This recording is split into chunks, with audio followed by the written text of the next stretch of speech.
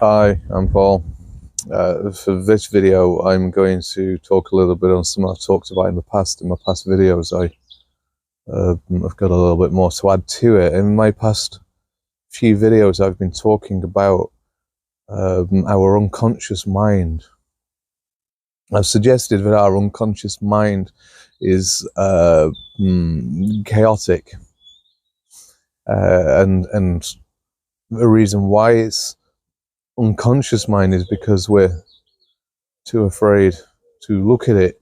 In other words, we keep on running away trying to find thoughts and images to fall into, and trying to seek and learn more and so on, and everything that we can, other than to stand still and look at our unconscious mind. I've talked about the unconscious mind also. It carries all the sorrow of the world and all the sadness of everything that's been happening in wars and cruelty to people and so on. But anyway, I've got more to add to that idea. You see, it seems to me that to repair the brain, or to try to change the shape of the brain or the way that it works, you see, we can't do this with thought. It seems thought cannot reshape, repair, heal the brain. However, the thought can destroy the brain. It can make it suffer more. You see, the way that I see this is to repair the brain, to reshape it. We need to be able to see what's in it. We need to be able to see the chaos itself. You see, instead of trying to look at the chaos, we try to repair the brain by thought. You see, thought can only add new. You see, the old stuff is still left as it was, still fragmented and separated and broken and chaotic. You see, we seek thoughts hoping that it will bring us more happiness away from the sorrow. And this can temporarily work. You see, it doesn't seem to reshape the brain. You see, it seems that the more we try with thought to heal ourselves, to fix ourselves, to change the way that we use our brain, the deeper we go. You see, the trouble is the chaos in the unconscious mind. The only way of repairing that is to see it. We sort of try to run away from it, try to seek new thoughts, but all this does is temporarily delude us, which then brings more chaos to the unconscious mind. So it seems that thought can't heal the brain. So perhaps there's another way of viewing the brain which can make changes.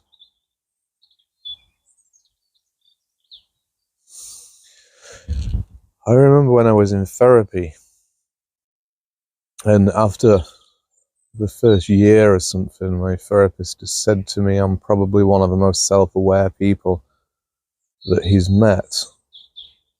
Only I didn't understand what that meant at the time. You see, when I was in therapy, I was doing something, I don't know if it's different to many people, it wasn't really talked about, but when I would try to go into the past and see my traumas, I wouldn't talk about the things that happened. In fact, every session I used to just sit there and close my eyes, and I would look inside. And I would see images of a young child as such, and I would say I could see a young child, he's probably about 6 years old, and I could see that he's looking down, he looks upset, and I would actually, it's not really visually see the child as an image, or maybe not a strong image. There was some other way of me saying that I could see the image of the young child. I mean, maybe this is where the the idea of a third eye comes from.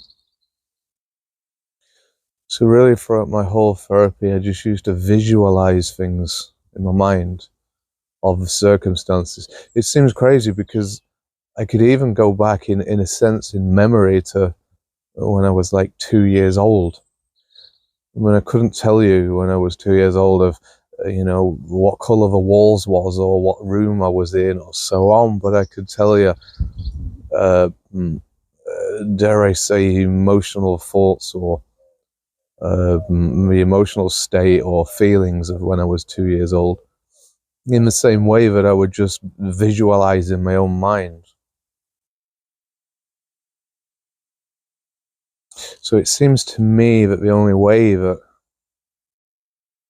you can heal or reshape the brain is through this visualization. Like I say, if you try to, let's just say, as I was just saying, I visualized a child of 6 years old, which was obviously me, and looks upset. If I start applying thought to that and say, well, I was probably upset because of this or because of that or so on, then rather than actually looking at it and trying to heal that part of the brain where it's stored, I would just be applying more stories, more ideas, and it's applying more ideas is causing more chaos to the brain. So in a sense, I'm fragmenting it more by adding more ideas. So it certainly seems that thought alone, images and so on, can't heal, can't change the brain itself. And when you look at it in this angle, I kind of feel sorry for a lot of people who are traumatized, who's ended up in bad circumstances and so on, because you see, when you're traumatized, when something bad happens, that shifts your brain into the ego, which is thought. It all comes from a self-centeredness in your brain. It comes from a center because you need to protect yourself in your mind. So you start filtering out a lot of the stuff which comes in and only see the things which can help protect the psychological brain, I guess. But you see, the more chaos you've got in the unconscious mind, the more things you have to reject with your ego as such. So then you become much more defensive. You see, the ego's desperate need for more, to run away, to try and seek peace, causes more chaos. So you're kind of trapped in this cycle of trying to find peace in thought when the thought is only causing more chaos. Many people do this for most of their life, for years, causing much more chaos inside of the unconscious mind. You see, it seems that when you get trapped in this cycle, there's only one way out. You see, you've got to move away from the thought. You've got to look inside deeply, observe what's going on. But the trouble is most of the world seems to be trapped in this ego and thought.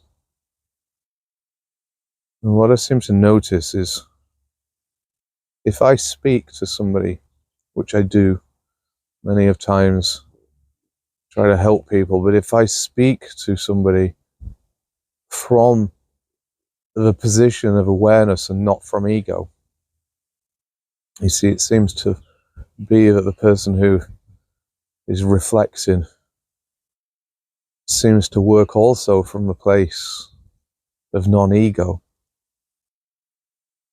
But the very moment my ego kicks in, triggers off their ego.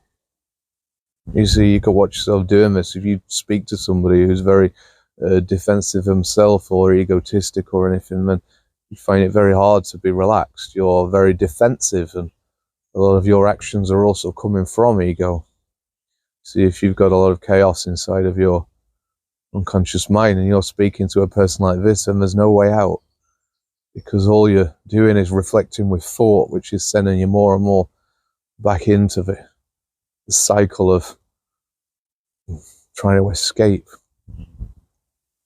You see, if you speak to somebody who's coming from a place of awareness and peace. And it gives you a chance to be able to observe in your own mind. And when looking at it like this, I feel sorry for people who have found themselves in trouble, because it seems there's no way out. Because it seems as if all the other egos out there are after trying to target you and hold you in the ego. And therefore you're just trapped in that cycle of going around trying to escape all the suffering and creating even more chaos in the unconscious mind.